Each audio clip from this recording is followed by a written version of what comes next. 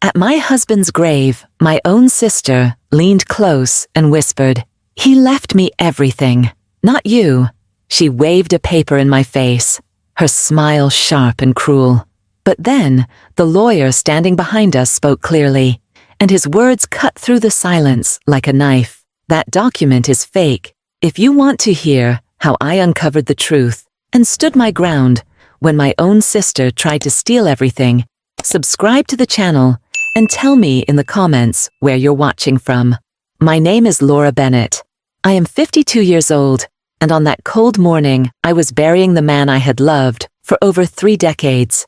Richard and I built a life together that was not perfect, but it was ours. We raised our daughter Emily, struggled through hardships, celebrated milestones, and stood by each other when the world felt too heavy.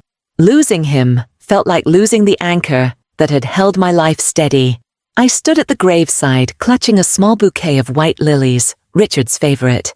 My hands shook not from the chill of the air, but from the weight of my grief. Emily stood beside me, her arm wrapped tightly around mine, her face pale and tear-stained. Around us, friends and family gathered in silence, paying their respects.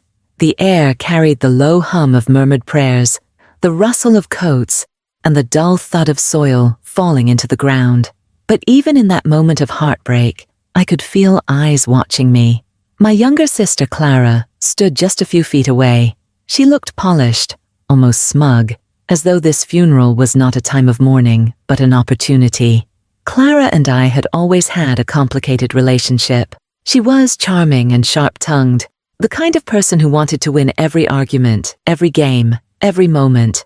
Growing up, she always envied the bond Richard and I shared, though I never imagined she would carry that jealousy into something as sacred as his burial. As I struggled to hold myself together, Clara walked up beside me. Instead of offering comfort, she leaned in close, her perfume sharp in the cold air, and whispered words that made my heart stop. She claimed my husband had left her everything. She held out a folded paper as if it were proof, her eyes glittering with triumph. For a moment, I felt the world tilt. Grief and confusion tangled inside me. Was she lying? Could Richard have changed his will without telling me? My chest tightened, and Emily gripped my hand harder, sensing my fear. Before I could even form a response, Mr. Anderson, the lawyer who had stood quietly nearby, spoke with calm authority. "That document is fake," his voice carried across the graveyard, silencing the whispers around us. In that instant, Clara's confidence faltered, and I knew this day would not just be about grief. It would also be about truth, betrayal, and a fight for the life Richard and I had built together. The sound of the lawyer's words still hung in the air, but Clara did not back down. She pulled the folded paper from her purse and held it up for everyone to see. Her lips curled into a smile that was more venom than comfort. "Fake," she said sharply. "No, Laura. This is the truth. Richard left it all to me. You can stand here, playing the grieving widow. But the smart one in this family knew who really deserved it." Her voice sliced through me. I wanted to believe Mr. Anderson's words, to cling to the trust Richard and I had built over decades. But Clara's confidence was crushing. Doubt crept in, uninvited and cold. What if she was telling the truth? What if Richard had changed his will and never told me? The thought made my knees tremble. Emily stepped closer, her young voice trembling but fierce. "Aunt Clara, how could you even say that? Dad would never leave Mom with nothing. He loved her more than anything," Clara sneered, not even blinking at my daughter's pain. "Oh, sweet Emily, love doesn't pay bills. Your father understood that. He knew I could take care of things better than your mother ever could. This is business, not emotion." Her words landed like a slap. For years I had heard Clara's jabs about my choices, my marriage, my simple life. She had always chased money, always wanted more. And now, here she was, standing at my husband's grave, using his death as a stage to humiliate me. The guests who had started to drift away now lingered at the edges of the cemetery, whispering among themselves. I could feel their eyes on me, their curiosity, their uncertainty. A part of me wanted to collapse, to let the earth swallow me whole, but another part of me, the part that had survived hardship, raised Emily, and built a home with Richard, began to burn with anger. I turned to Clara, my voice shaking, but steady enough to be heard. If Richard wanted you to have anything, he would have told me.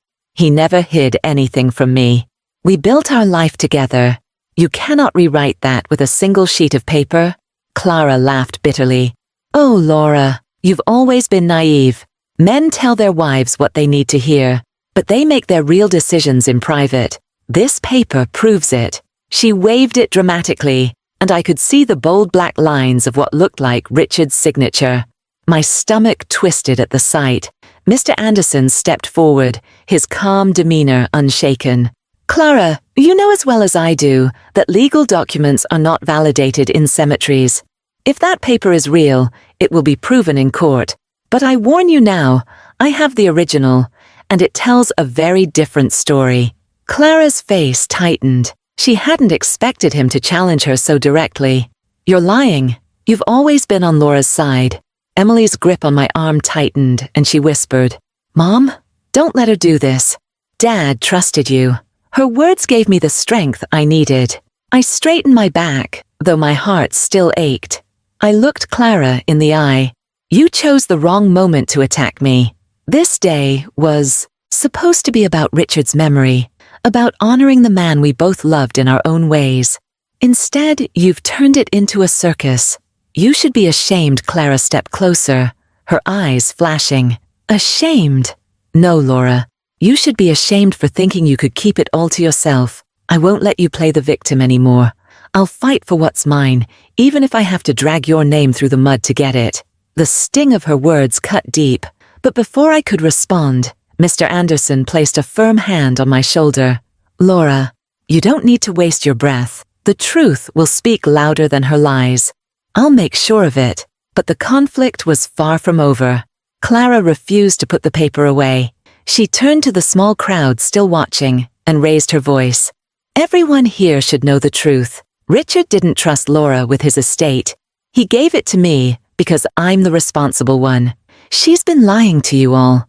The murmurs grew louder, some shocked, others doubtful. My cheeks burned, my grief now tangled with humiliation. I wanted to scream at her, to rip the paper from her hand and tear it to pieces, but I knew that would only make me look desperate. I had to hold my ground, even when it felt like the earth beneath me was crumbling. Emily stepped forward, tears in her eyes, but fire in her voice. You're not responsible, Aunt Clara. You're cruel. You came here today not to grieve, but to steal. Dad would never forgive you for this. Clara's smile faltered, just slightly, but she recovered quickly. We'll see what the court forgives, won't we? As she walked away from the grave, her heels crunching against the gravel, I stood frozen, torn between sorrow and rage. The guests slowly dispersed, leaving only Emily, Mr. Anderson, and me standing by the grave.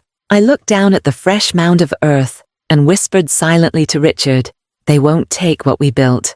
I promise you that promise became my anchor. Clara had declared war on me in the cruelest way possible, but I was no longer just a grieving widow. I was a wife determined to defend her husband's legacy and a mother determined to protect her daughter's future. After Clara stormed away from the grave, with that paper clenched in her hand, I stood frozen in place. The cold air bit at my skin, but it was nothing compared to the icy weight pressing against my chest. I had just buried my husband, the man who had been my partner in every decision for more than 30 years. And now I was faced with a new battle. My sister, the person I thought would stand beside me in grief, had chosen that sacred moment to try and strip me of everything. Emily's voice pulled me out of my haze. She touched my arm gently and whispered, Mom, don't let her scare you. Dad would never do what she's claiming. Her words were trembling, but they carried a fire that reached into me. For a moment, I saw not just my daughter, but the strength of both her parents living inside her. I turned my eyes toward Clara's retreating figure and felt a surge of determination rise.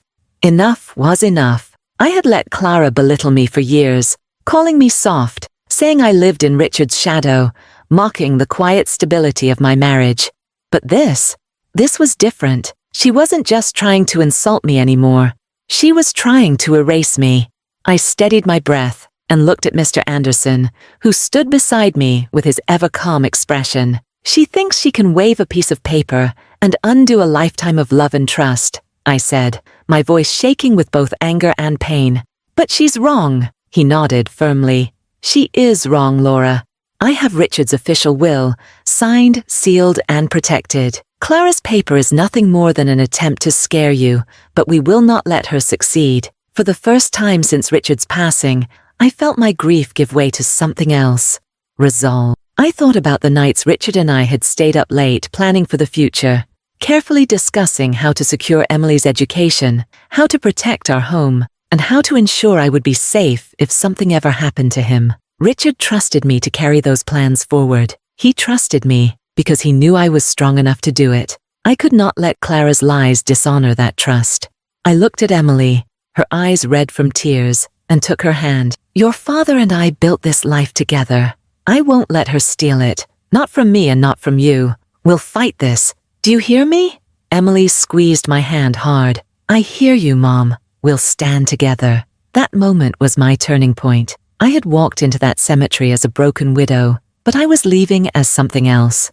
A protector, a fighter, a woman ready to defend her family's legacy. When we returned home that evening, Clara's words still echoed in my mind. I replayed every sneer, every bitter jab, every time she had tried to belittle me growing up. But now I saw them differently. Clara had always been jealous, always chasing what she couldn't have. I realized her attempt to forge a document was just another extension of that jealousy.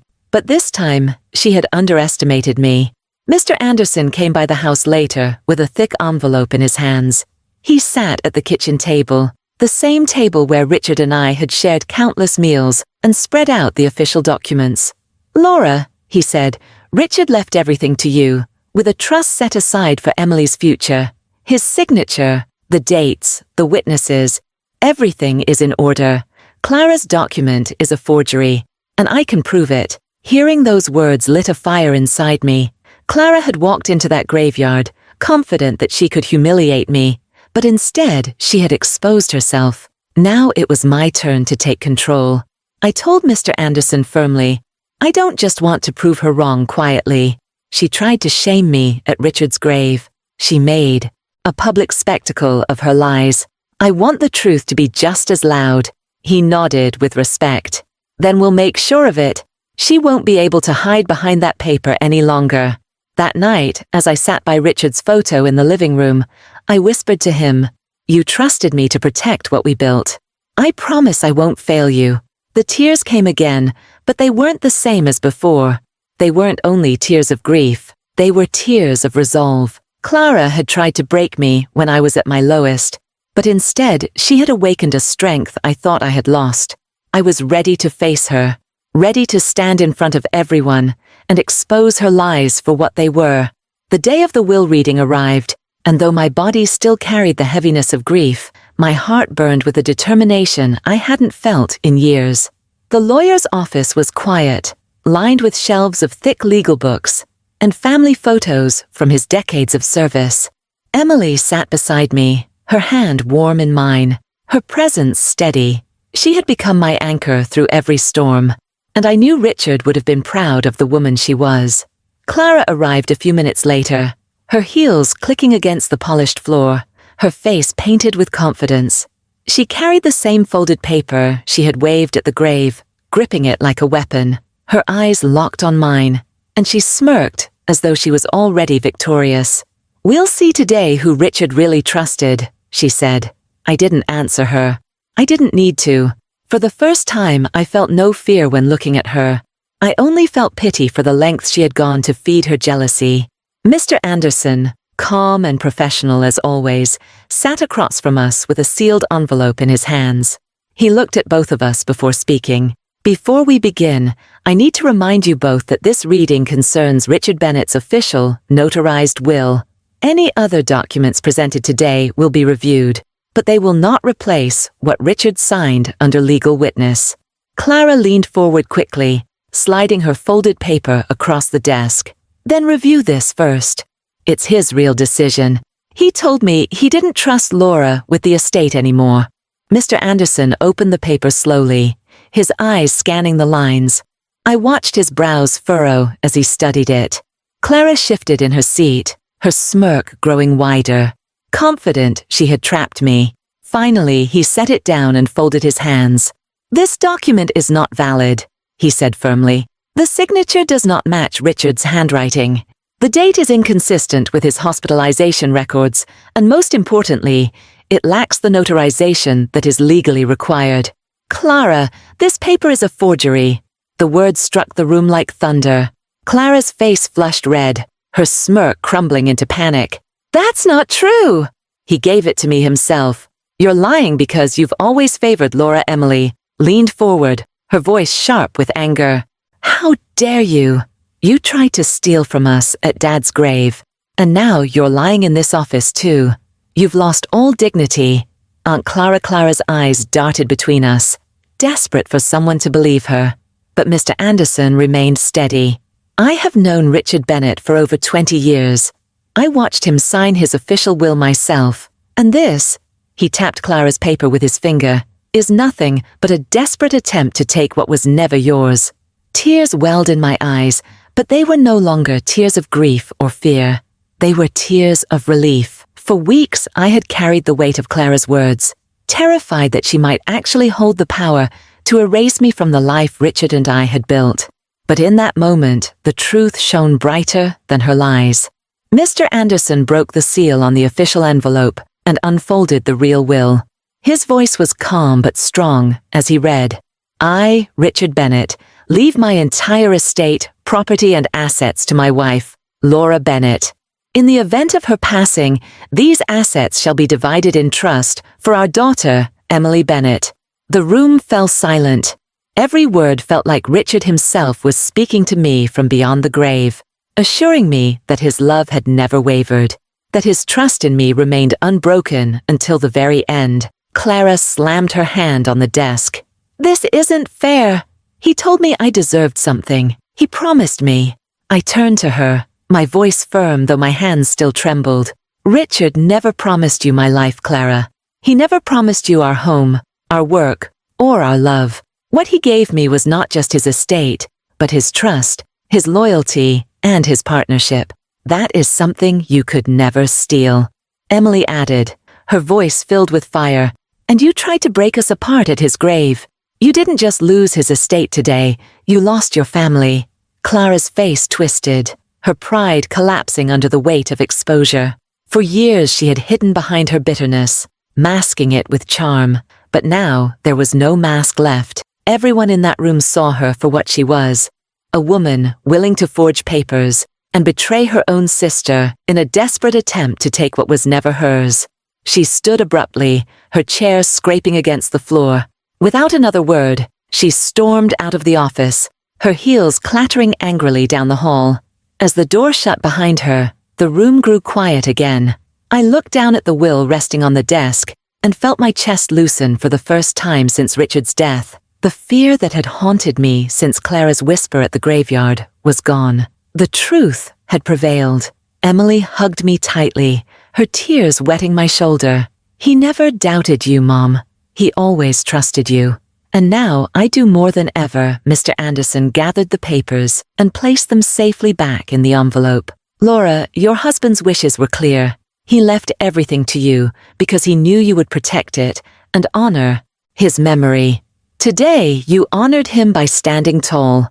I closed my eyes for a moment, picturing Richard's face, his steady smile, and the way he always called me his compass. He had trusted me to guide our family, and I had kept that promise. When the lawyer's office finally emptied, and the sound of Clara's angry footsteps had faded into silence, I felt a calm settle over me, like a warm blanket after a storm. For weeks, I had carried the fear that her lies could destroy everything Richard and I had built together. Standing at his grave, hearing her whisper that I had lost it all, I thought my world was collapsing. But now, sitting in that quiet office with Emily by my side and Richard's true will in my hands, I realized something powerful. Lies may shake you, but truth has a way of grounding you again. The drive home with Emily was quiet, but it was a peaceful quiet. She held my hand as she drove, her thumb brushing gently across my knuckles, the way Richard used to do when I was nervous. I watched the familiar streets roll past the car window and felt the memories flood back. Our home, the garden Richard tended every spring, the porch where we drank coffee in the mornings. These were not just possessions.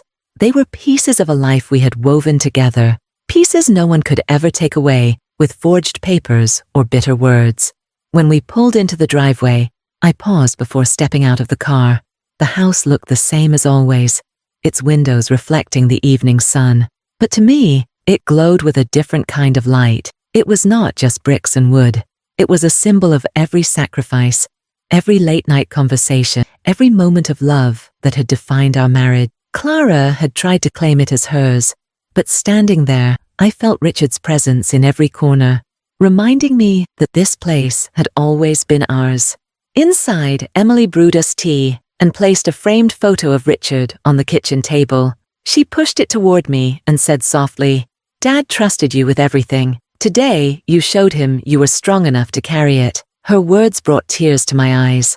For so long, I had worried that grief made me weak, but I saw now that grief didn't weaken me. It sharpened my understanding of what truly mattered. Over the next few days, word spread through family and friends about what had happened. Some people shook their heads in disbelief at Clara's actions. Others called to check on me, their voices filled with support. A part of me dreaded the whispers, the gossip that always follows family conflict. But instead of shame, I felt a strange sense of pride, not because of the drama, but because I had not stayed silent. I had faced betrayal in public, and I had not let it define me. Emily was my constant companion through it all. She helped me sort through Richard's belongings, her laughter mixing with tears as we shared memories. Sometimes we would pause, holding a sweater of his or a book he loved, and the grief would hit fresh, but it was softer now, less suffocating. I realized that healing doesn't come from pretending the pain isn't there. It comes from carrying it honestly and still choosing to move forward. As for Clara, she disappeared from our lives almost completely.